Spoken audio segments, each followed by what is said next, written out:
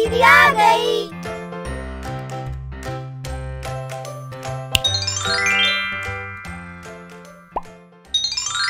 क्षेत्रफल की अवधारणा।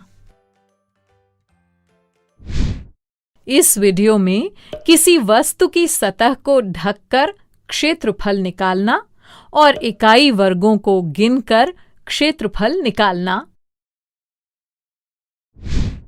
टीचर्स बच्चे लंबाई के मापन को अच्छी तरह समझ जाएं, उसके बाद ही उन्हें क्षेत्रफल की अवधारणा समझाई जानी चाहिए।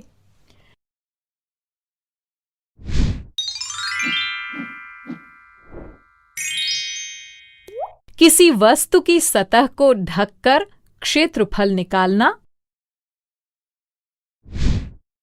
बच्चों, क्या आप इस मेज को किसी चीज से पूरा ढक सकते हैं? हाँ, बिल्कुल। अगर हम समान आकार की किताबों को एक के बाद एक सटा कर लगा दें, तो ये मेज पूरी तरह ढक जाएगी। जरा गिनकर बताइए कि कितनी किताबों से ढकी गई है ये मेज? 1, 2, 3, 4, 5, 6, 7, 8, 9, 10, 11 और 12, यानी 12 किताबों से ये मेज पूरी तरह ढक जा रही है। देखिए, रवि ने कई माचिस की डिब्बियां जमा की हैं। आइए अब इन डिब्बियों को इस गणित की किताब पर एक के बाद एक सटाते हुए लगा देते हैं। अच्छा, अब जरा गिनकर बताइए कितनी डिब्बियों से ये किताब पूरी तरह ढक गई है? हाँ, 15 डिब्बियों से।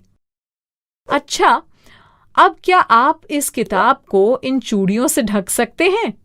नहीं, ऐसा हम नहीं कर सकते, क्योंकि जब हम वृत्त के आकार की किसी चीज को एक साथ सटा कर लगाते हैं तो उनके बीच में जगह बच जाती है, और जिस भी चीज की सतह को हमें ढकना होगा वो पूरी तरह ढक नहीं पाएगी।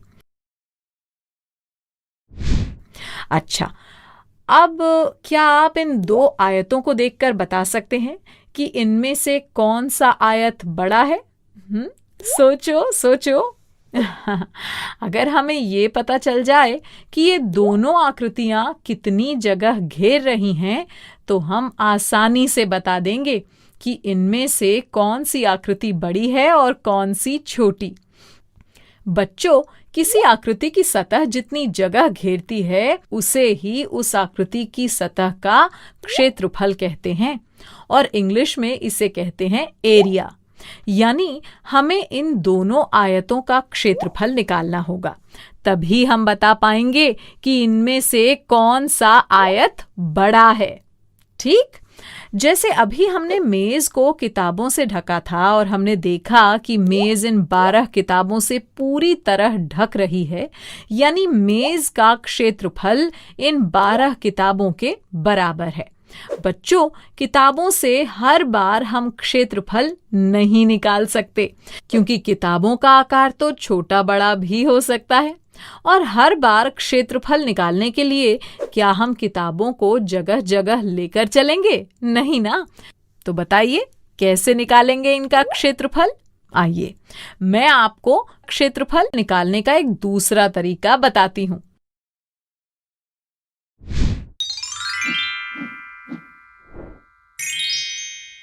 इकाई वर्गों को गिनकर क्षेत्रफल निकालना।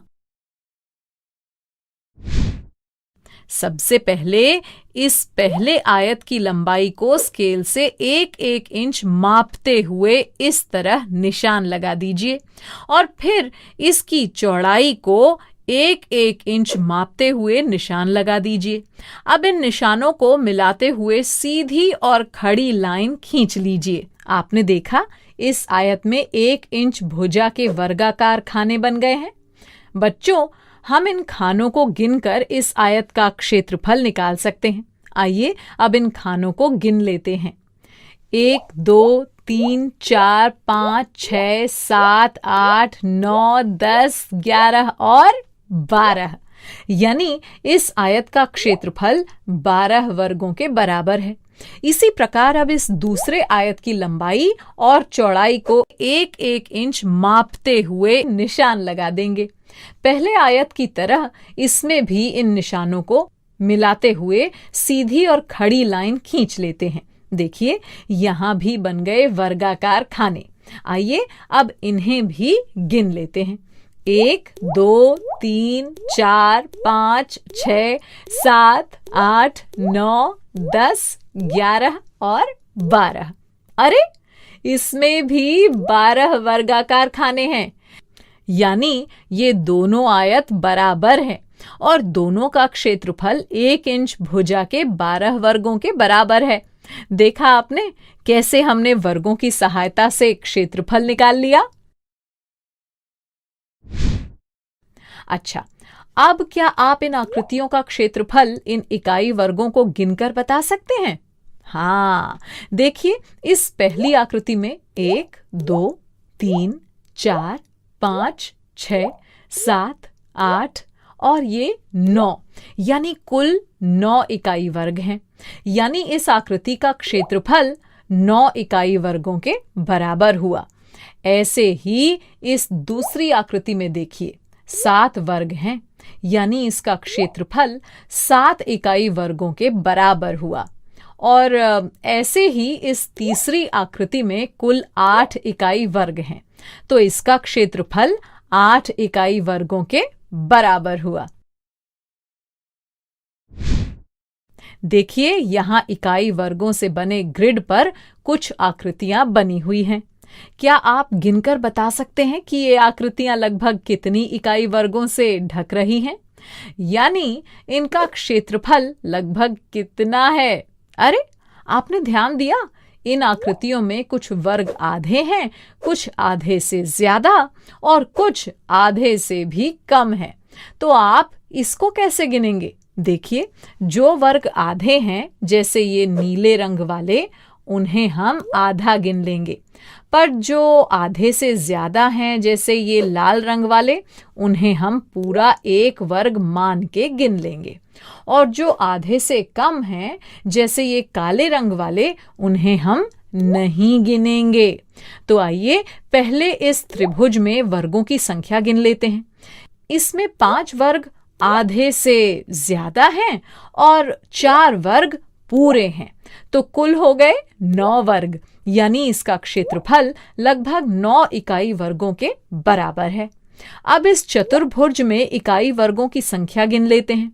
इसमें 2 वर्ग आधे हैं, तो आधा प्लस आधा हुआ 1 वर्ग, और 1 वर्ग आधे से ज्यादा है और 7 पूरे वर्ग हैं, तो कुल हुए 1 + 1 + 7 यानी 9 वर्ग। तो इस आकृति का क्षेत्रफल लगभग 9 इकाई वर्गों के बराबर हुआ। और अब इस वृत्त में इकाई वर्गों की संख्या गिन लेते हैं। इसमें 4 वर्ग आधे से ज्यादा हैं और कोई भी वर्ग आधा या पूरा नहीं है, तो इसका क्षेत्रफल लगभग 4 इकाई वर्गों के बराबर होगा।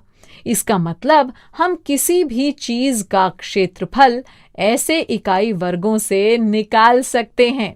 यानी हम ये कह सकते हैं कि किसी भी आकृति का क्षेत्रफल आकृति के अंदर बने इकाई वर्गों की संख्या के बराबर होता है। आइए अब इस आयत का क्षेत्रफल निकालते हैं। बताइए, इसका क्षेत्रफल निकालने के लिए क्या करेंगे?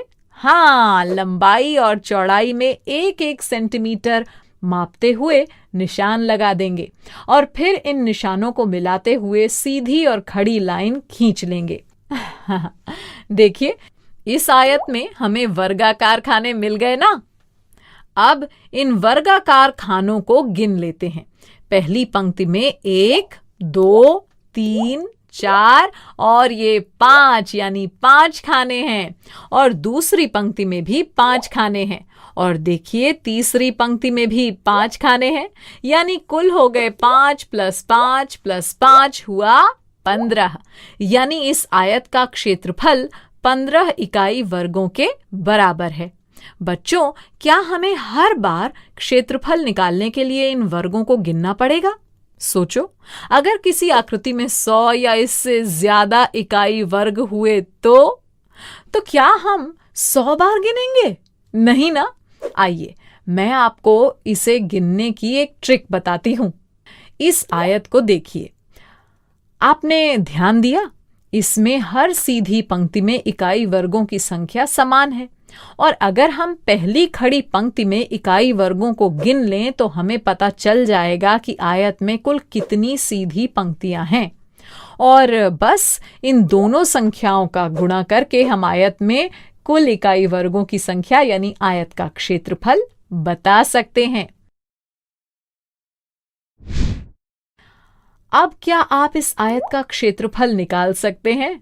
इसमें पहली सीधी पंक्ति में 5 इकाई वर्ग दिए हैं और पहली खड़ी पंक्ति में 3 इकाई वर्ग दिए हैं। हाँ, बस सीधी पंक्ति और खड़ी पंक्ति में इकाई वर्गों की संख्या को आपस में गुणा कर दीजिए, तो इस आयत का क्षेत्रफल हुआ 5 गुणा 3 यानी 15 इकाई वर्ग। टीचर्स बच्चों को इकाई वर्गों को गिनकर क्षेत्रफल निकालने का वर्कबुक में खूब अभ्यास कराएं, ठीक है?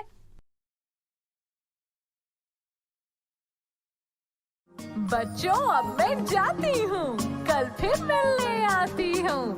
इंग्लिश में अब होंगी बातें, मैथ सीखेंगे हंसते गाते। आपको ये वीडियो देखकर मजा आया ना? अगर आप इस वीडियो से संबंधित अन्य संसाधन जैसे कि अन्य वीडियो, गतिविधियां, क्विज इत्यादि देखना चाहते हैं तो अभी डाउनलोड करें संपर्क स्मार्ट शाला मोबाइल एप्लीकेशन। और हाँ, अगर आपको ये वीडियो अच्छा लगा हो तो इसे जरूर लाइक करें, और भी नए नए वीडियोस देखने के लिए सब्सक्राइब बटन पर क्लिक करना न भूलें। मिलते हैं बहुत जल्द YouTube और संपर्क स्मार्ट शाला ऐप पर।